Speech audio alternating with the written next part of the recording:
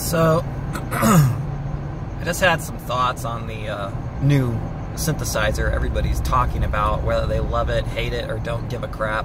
They're still talking about it. That's the Moog One.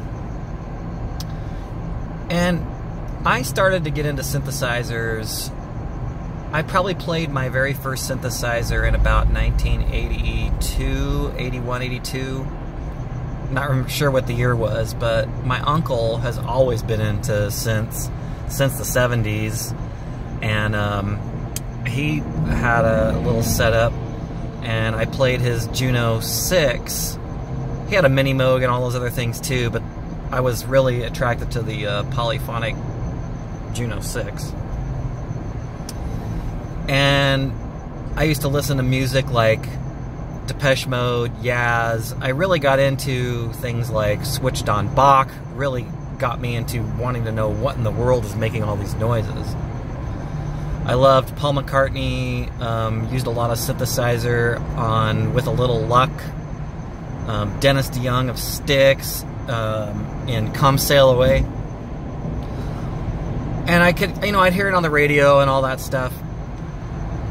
But really in the early 80s, when the whole new wave kind of synth-heavy...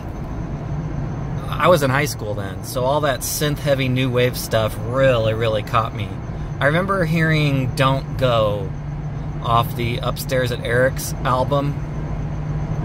And that introductory phrase just grabbed me by the frickin' nuts and said, you need to play synthesizers. So it sort of became an obsession of mine to, know everything I could know about synthesizers.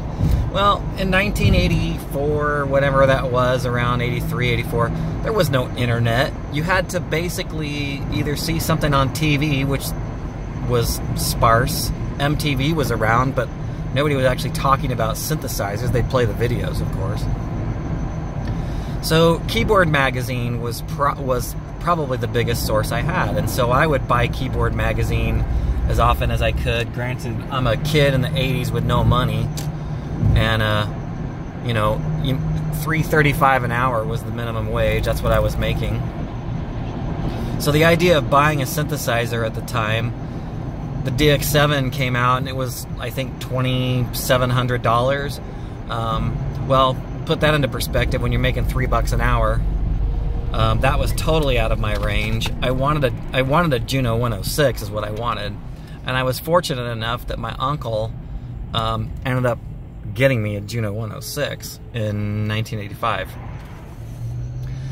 The thing that I remember, and where this is the tie-in with the Moog One, is I can remember going to music stores, and they'd have like synthesizer setups, and it just seemed almost magical, because you'd walk in and there's a Jupiter 6 and a Chroma, let's see, was the Polaris or something, that weird looking thing with the blue membrane stuff, and a JX8P, and all these different things.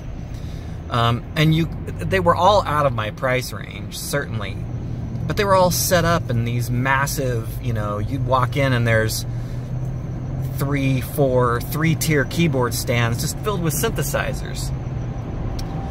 All these analog, wonderful, crazy things, and you could just sit there and play them.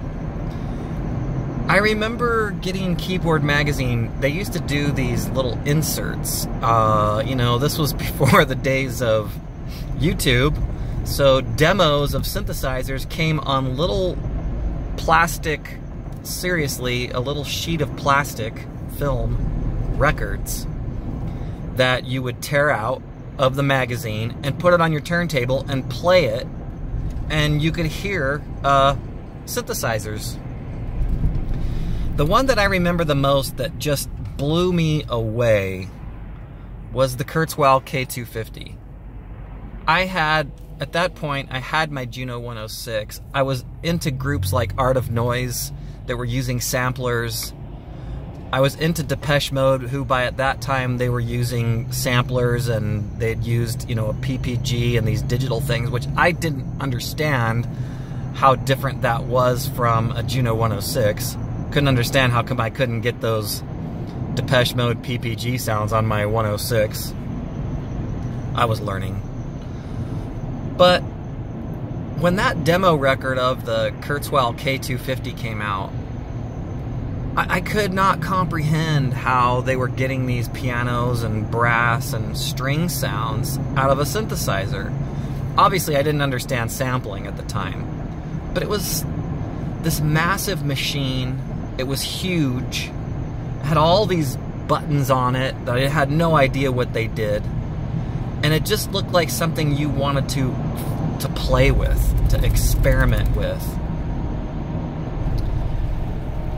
And I haven't felt like an excitement about wanting to just sit down and play with and experiment with things for a long time. The most recent synthesizer I got is the Moog Grandmother. And that is, it's just an experimentation, you know, play. There is a 9-minute slowdown in 4 miles. Oh. You are still on the fastest route. I don't know if you can hear that. My maps is talking to me. But anyway, I had not heard, or I hadn't really been that excited. I've gotten some great synthesizers. I got an OB6, which I was really excited about. But there was something about the 80s, and there was like this, like a magic feeling, a feeling of, wow, look at this, that it's out of my league. And the unfortunate thing is today there almost seems to be some bitterness for people. Oh, that's way too much, and it's like they get angry because it's out of their league. In the 80s, you got excited about stuff that was out of your league. It was exciting to know that there's this massive thing. There's a Fairlight out there. There's a Synclavier out there. I never got pissed off because somebody had a Synclavier. I never got pissed off because somebody had a Fairlight. I got excited because somebody had this massively powerful tool that they were making this incredible music with. It didn't anger me. I could never have afforded those things. I think Thomas Dolby in his autobiography said he paid like 30,000 pounds for a Fairlight in the early 80s. Can you, I mean, houses were that much. That was a house. Anyway, so people today are angry about the Moog One costing $8,000 or $6,000, and the interesting thing is that is way more than I have ever paid for a synthesizer. The most I've ever paid for a synthesizer was my Montage, which I got at 10% off, so it was like $31.50. And that is a lot of money, $3,000 for a synthesizer. Though, I mean, obviously, I'm wearing a suit today. I make more than $3.35 an hour, fortunately. I've been blessed. I've also worked my ass off. And between a combination of those two things and having opportunities given to me, which I totally understand, but also taking those opportunities and running with it and working hard, I can afford a little bit more now. I can't walk out and, buy a Moog One for cash. I can't do that. I don't have that ability still. But it's fun that there's a thing out there that's like, wow.